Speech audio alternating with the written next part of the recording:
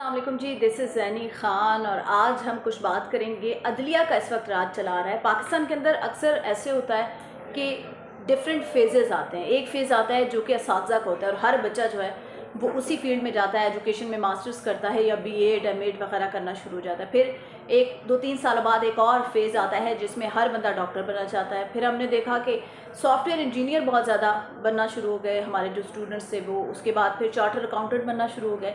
फिर सहाफ़ियों का भी एक फ़ेज़ आया कि हर बच्चा कहता है कि वो सहाफ़ी बने। तो इसी तरह पाकिस्तान के अंदर ना डिफरेंट प्रोफेशंस के, डिफरेंट फील्ड्स के जो है वो फेजेस आते हैं। अभी अगर पॉलिटिकली देखा जाए, मुल्क के ओवरऑल हालात को देखा जाए तो इस वक्त अदलिया का फेज़ आया हुआ है। भाई अदलिया इस वक्त रूज पे है। काजी फ़ाइज़ ईसा साहब जो हैं उनका हर जगह पे जिक्र किया जा रहा है, मुख्तलिफ फ़ैसले हों।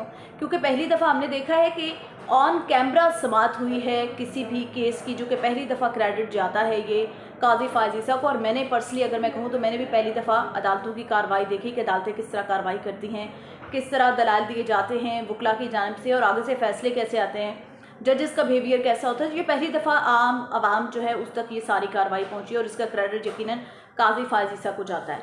अभी मुल्क के अंदर क्योंकि पाकिस्तान का अलमिया यही रहा है कि कोई लाडला होता है 3 4 साल बाद जब लाड आपस में थोड़ा सा ख़त्म होता है ना और तकरार तक बात पहुंचती है तो फ़ौरन लाड खींच लिया जाता है। तो आजकल कहा जा रहा है ये कि मियाँ साहब लाडले हैं और बाकी जो पॉलिटिकल पार्टीज़ हैं उनको लेवल प्लेइंग फील्ड नहीं दी जा रही इलेक्शन के अंदर। कोई इलेक्शन टाइम पे कराना चाहता है तो कोई इलेक्शन मुलतवी कराना चाहता है।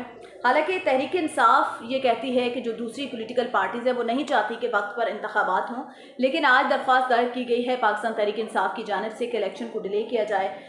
उन्होंने ब्यूरोक्रेसी के ऊपर भी सवाल उठाया कि भाई ब्यूरोक्रेसी हमें नहीं चाहिए इलेक्शन के अंदर।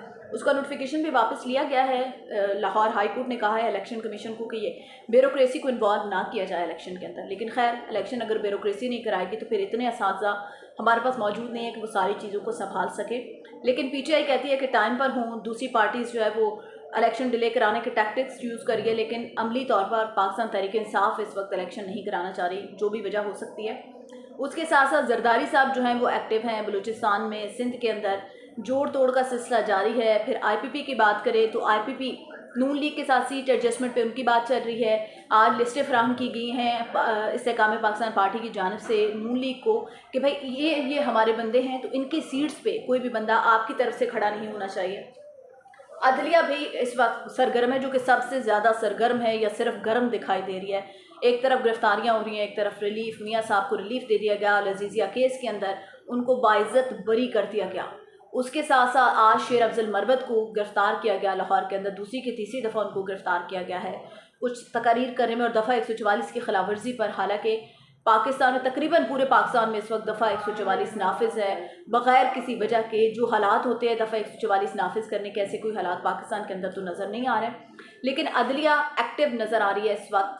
किसी एक को, जिस तरह पहले साकिब निसार ने साबित किया था कि इमरान खान सादिक और अमीन है, तो अभी काजी फ़ाइज़ ईसा खैर साबित तो नहीं कर पाएंगे कि सादिक और अमीन कौन है, लेकिन एक तरफ उनका झुकाव नज़र आ रहा है। फिर आज एक और बड़ा फैसला सामने आया। सारा इनाम जिनका बहमाना और सफाकी से कत्ल किया गया था शाहनवाज अमीर की जानिब से, जो कि अयाज़ अमीर के बेटे हैं, मारूफ सहाफ़ी हैं अयाज़ अमीर, उनके बेटे शाहनवाज अमीर ने अपनी अहलिया सारा इनाम को घर के अंदर बड़ी बेदर्दी से कत्ल कर दिया था और तकरीबन 2 साल से ये मुकदमा लटका हुआ था।